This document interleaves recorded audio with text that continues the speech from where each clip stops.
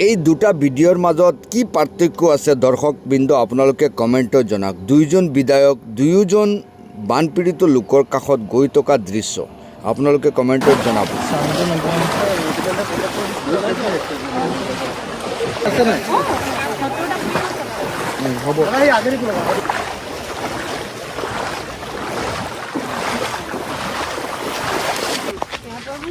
গৰুবিলাকৰ অৱস্থা কেনেকুৱা?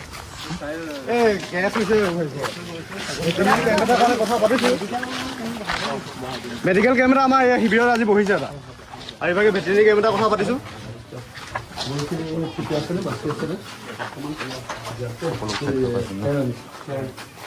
আৰু চৰকাৰৰ পিনৰ পৰাতো একো খাদ্য দিয়া নাই গৰু নাই দিয়া ন এতিয়ালৈকে। অমলান অমলান হাই স্কুলটো মানে কি জেগা কয়? হাতীগুলি হিলিফুল।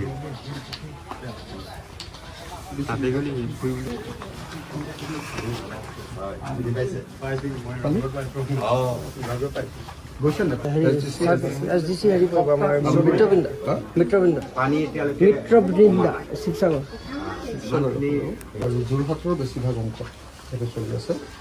বাকী আপুনি দেখিছে 19 তাৰিখে পানী আহিলে আমি গোটেই ৰাস্তাটো জঁটি আহিছোঁ। আমিতো ৰাস্তাৰ ওপৰততো পানী আপুনি দেখিছে আঁঠু পানী আছে।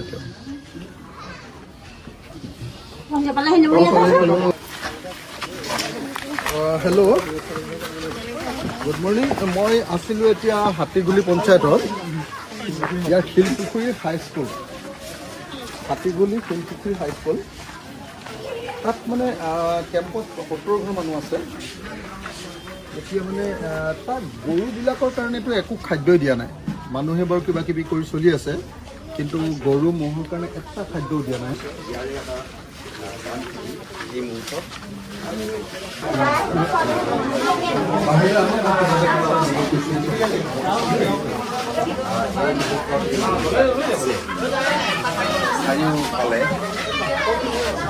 আপোনালোক বাহিৰলৈ ওলাই আহক।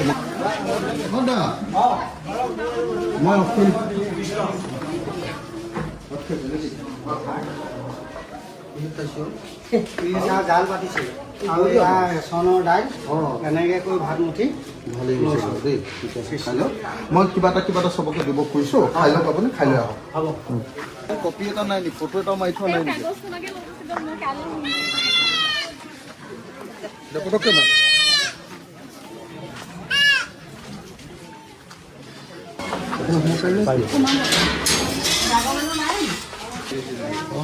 কি হৈ আছে?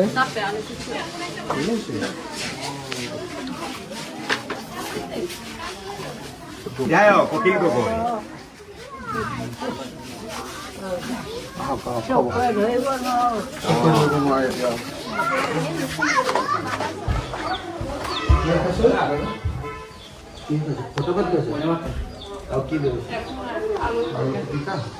হ'ব, মই কিবা এটা দি যাম এতিয়া। সেইকাৰণে খাই লোৱাৰ পিছত এবাৰ আহিব পাৰিলে দেই।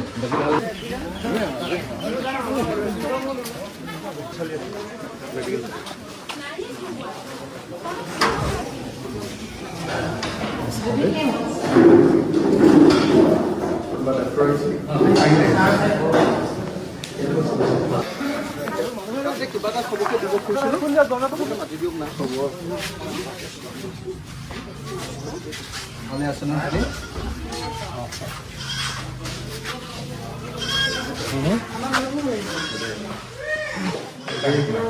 সকলোকে নমস্কাৰ। মই সকলোকে কিবা এটা দিব খুজিছিলোঁ, তাতে গৈ নাম জুলি ফুকন হ'ল। বৰ্ণালী ফুকন আহিছে।